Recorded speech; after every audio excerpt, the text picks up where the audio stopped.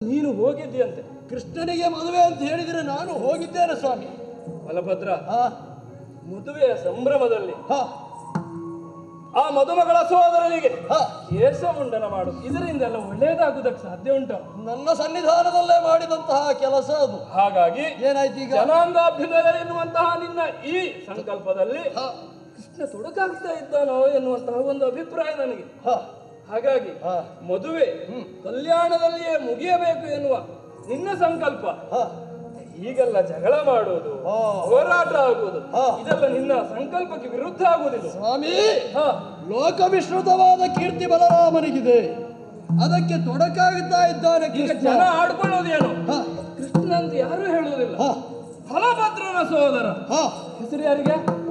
ನನಗೆ ವಿಶೇಷ ವಿಶೇಷವಾದ್ದೇನೋ ಹೇಳುತ್ತೀರಿ ಅಂತ ನಿರೀಕ್ಷೆಯಲ್ಲಿದ್ದೆ. ಹೌದಾ ಸ್ವಾಮಿ? ಇದಾದ್ರೆ ಬಲ್ಲೆನೈ ಮುನಿ ಬದಿ ಸತಿಯರಾದಂದಿಹುದು,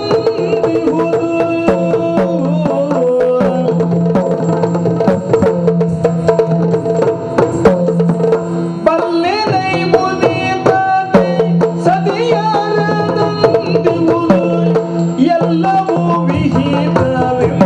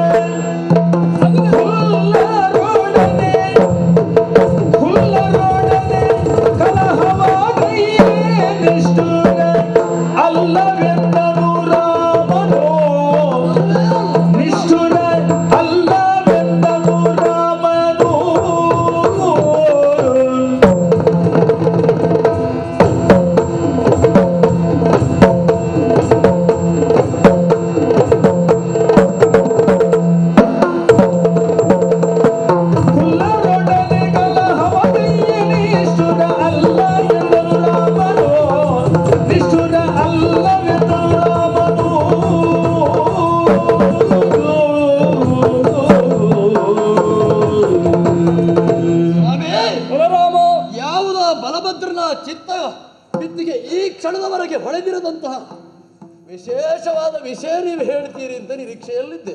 ಹೌದಾ? ಕೃಷ್ಣ ನನ್ನ ನಡೆಗೆ ವಿರುದ್ಧವಾದ ವ್ಯವಹಾರವನ್ನು ಮಾಡ್ತಾ ಇದ್ದಾರೆ ಅಂತ ಹೇಳುವಾಗ ನಿನ್ನ ಸಂಕಲ್ಪಕ್ಕೆ ವಿರುದ್ಧವಾದದಲ್ಲವೇ? ಒಂದೊಮ್ಮೆ ಎದೆ ಅಳುಕಿದ್ದುಂಟು.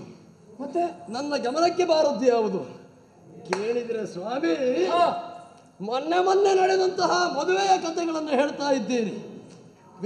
ವಿಂದರು ಭಾವರಾಗಬೇಕಾದವರು ಕೃಷ್ಣನ ತಂಗಿಯ ಈರ್ವರ ಭಾವವನ್ನು ಅರಿಯದ ಕಾರಣ, ಕೋಳರಾದ ಕಾರಣ ಅವರನ್ನ ಪಂಥದಂತೆಯೇ ವಿರೋಧಿಸಿ, ಅಲ್ಲ ಇಷ್ಟು ಹೆಣ್ಣು ಮಕ್ಕಳನ್ನು ತಂದರು ಅಂತ ಆದರೆ ವಿರೋಧಿಸಿ ತಂದಿದ್ದಾರೆ ಕೃಷ್ಣ.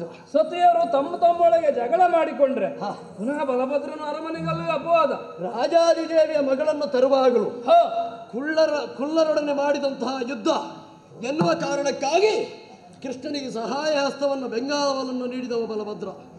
ಮತ್ತೆ ಉಳಿದ ಕಥೆಯೂ ಹಾಗೆ, ವಿರೋಧ ಮಾಡುತ್ತಾ ಇರುವವರು ಕೂಳರು ಎನ್ನುವ ಕಾರಣಕ್ಕಾಗಿಯೂ, ವರಿಸಿ ಬರುವಂತಹ ತರುಣಿಯರೆಲ್ಲರೂ ಕೂಡ ಕೃಷ್ಣನಲ್ಲಿ ಅನುರಕ್ತರಾದವರು ಎನ್ನುವ ಕಾರಣಕ್ಕಾಗಿಯೂ ಕಲ್ಯಾಣವೇ ಆದದ್ದು. ಯಾರೆಲ್ಲ ತಾಮಸಿ ಪ್ರವೃತ್ತಿಯವರಿದ್ದಾರೋ ಅವರನ್ನೆಲ್ಲ ನಿರೋಧಿಸಿ ನಿಗ್ರಹಿಸಿ ಮದುವೆ ಮಾಡಿಸಿದ್ದೇವೆ. ಹೌದಾ?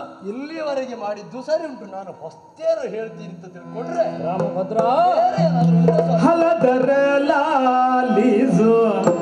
ನಿನ್ನನು ಜನಗುಣ, ಹಲದರಲಾಲಿಸು ನಿನ್ನನು ಜನಗುಣ, ತಿಳಿಯದು ನಿನಗೀಗಳು. ಹಲದರಲಾಲಿಸು ನಿನ್ನನು ಜನಗುಣ, ತಿಳಿಯದು ನಿನಗೀಗಳು.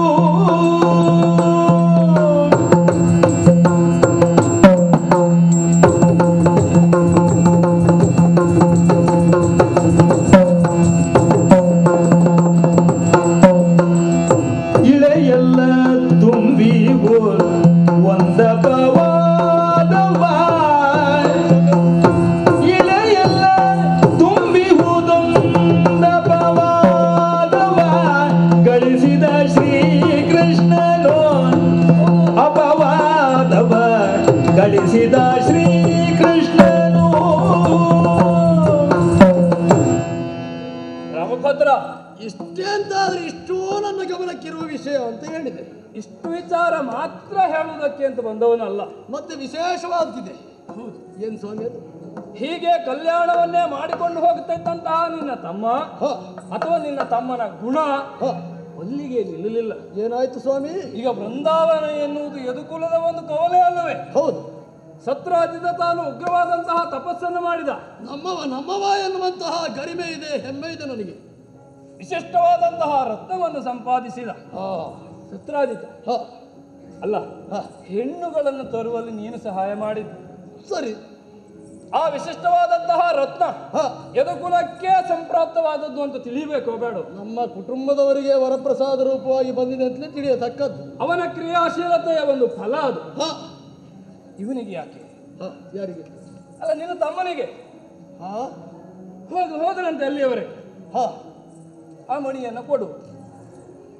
ಯಾರು? ಕೃಷ್ಣ. ಕೃಷ್ಣ ಕೇಳಿದ ಕೇಳಿದಲ್ಲಿಗೆ ನಿಂತಿದ್ರೆ ಯಾರಿಗೂ ಆಕ್ಷೇಪಿಸುವುದಕ್ಕಿರ್ಲಿಲ್ಲ. ಕೇಳಿದ್ರೆ ತಪ್ಪಲ್ಲ ಅಂತ ಬಿಡಬಹುದು ಅಲ್ವಾ? ಮತ್ತೇನಾಯ್ತು ಸ್ವಾಮಿ? ಮತ್ತೇನಾಯ್ತು? ಕೇಳಿದ ಅವನು ಸತ್ರಾಜಿತ ನಿರಾಕರಿಸಿ.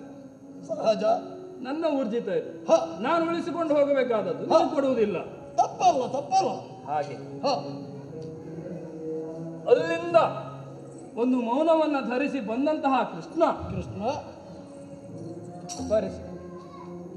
ಏನ್ ಹೇಳ್ತೀರಿ ಸ್ವಾಮಿ? ಸ್ಯಮಂತಕ ಮಣಿಯನ್ನ ಅಪಹರಿಸಿ. ಅಲ್ಲ, ನಾನು ಹೇಳುವುದಲ್ಲ, ಲೋಕ ಸಂಚಾರದಲ್ಲಿರುವ ನನಗೆ ಲೋಕಮುಖದಿಂದ ತಿಳಿದ ವಿಷಯ. ಹೇಗೆ ಸ್ವಾಮಿ? ಹೇಗೆ ಅಂತ ಬೇಡ, ಒಂದೊಂದು ಸಂಬಂಧ ಬೇಡ ಘಟನೆಗಳಿಗೆ. ಅರಸನ ಸಹಜನಾದಂತಹ ಪ್ರಸೇನ ಬೇಟೆಗೆ ಎನ್ನುವುದಾಗಿ ತೆರಳಿದ. ಯಾವ ಕಾರಣಕ್ಕೆ ಧರಿಸಿ ಹೋಗಿರ್ಲಪ್ಪ? ಇದೆಲ್ಲ ನಿನ್ನ ತಮ್ಮನಿಗೆ ಅಗತ್ಯ. ಬಲಭದ್ರನ ಯೋಗ್ಯತೆಗೆ ಸಂಬಂಧಪಟ್ಟದ್ದು ಅದು. ಅಗತ್ಯವೇ ಇಲ್ಲ. ಅದನ್ನೇ ಗಮನಿಸಿ ಕೃಷ್ಣ ಅಲ್ಲಿಗೆ ಹೋಗಿ ಪ್ರಸೇನನನ್ನ ಹನನಗೈದು ಮಣಿಯನ್ನ ಅಪಹರಿಸಿದ್ದಾನೆ ಎನ್ನುವುದು ಈಗ ಲೋಕಮುಖದಲ್ಲೆಲ್ಲ ಜನ ಹೇಳುವಂತಹ ಮಾತು. ಜನ ಮಾತಾಡ್ಲಿಕ್ಕೆ ಪ್ರಾರಂಭ ಮಾಡಿದ್ದಾರೆ. ಕೃಷ್ಣ ತಾನು ಬಯಸಿದ್ದನ್ನ ಬಿಡುವವ ಅಲ್ಲ, ತನ್ನನ್ನು ಬಯಸಿದ್ದನ್ನು ಬಿಡುವವ ಅಲ್ಲ, ಲೋಕದಲ್ಲಿ ಎಲ್ಲರಿಗೂ ಗೊತ್ತಾಗಿ. ಹಾಗಾಗಿ ಅಲ್ಲ, ನೀವು ಚೆನ್ನಾಗಿರ್ಬೇಕು ಸ್ವಾಮಿ. ನಿಮ್ಮೊಳಗೆ ಒಳ್ಳೆಯದಾಗಿ ಒಳ್ಳೇದಾಯ್ತು ಕಲ್ಯಾಣ ಮಾಡಿದ್ದಾರೆ ಅಂತ ಆದ್ರೆ ಬಿಡುವುದಿಲ್ಲ. ಕೃಷ್ಣ ಆದ್ರೆ ನೀನ್ ಕೇಳಬೇಕು. ಕೇಳುತ್ತೇನೆ. ಊರಿಗೊಂದು ನ್ಯಾಯ, ಬಲಭದ್ರನ ಅರಮನೆಯಲ್ಲಿ ಒಂದು ನ್ಯಾಯ. ಬಲಭದ್ರನ ನ್ಯಾಯಸ್ಥಾನ ಅಂತ ಹೇಳಿದ್ರೆ ಕೃಷ್ಣನಿಗೆ ಹೊರತಲ್ಲ ಸ್ವಾಮಿ. ಇಷ್ಟು ಗೊತ್ತಿದ್ದವ್ರು ನೀವು ಬಂದು ಹೇಳಿದ್ದು ಒಳ್ಳೆದಾಯ್ತು. ಇಲ್ಲಿ ನಿಲ್ಲಿ, ನಿಮ್ಮ ಸಮ್ಮುಖದಲ್ಲಿ ಆ ಕೃಷ್ಣನನ್ನ ಕರೆಸಿ ಈಗ ವಿಚಾರಿಸ್ತೇನೆ. ರಾಮಭದ್ರ ನಿಲ್ಲಬೇಕು ಸ್ವಾಮಿ. ನೀವು ಅಣ್ಣ ತಮ್ಮ ಅನ್ಯೋನ್ಯವಾಗಿರ್ಬೇಕು. ಈಗ ವಿಚಾರಿಸ್ತೇನೆ ನಾನು. ನಿಮ್ಮೊಳಗಿದ್ದು ನೀವೇ ಇತ್ಯರ್ಥ ಮಾಡಿಕೊಳ್ಳಿ. ನೀವು ಸ್ವಲ್ಪ ಇದಕ್ಕಿರುವುದಲ್ಲ. ನಿಲ್ಲಿ. ನಾರಾಯಣನ ಸ್ಮರಣೆ ನನಗೆ ಮುಖ್ಯ.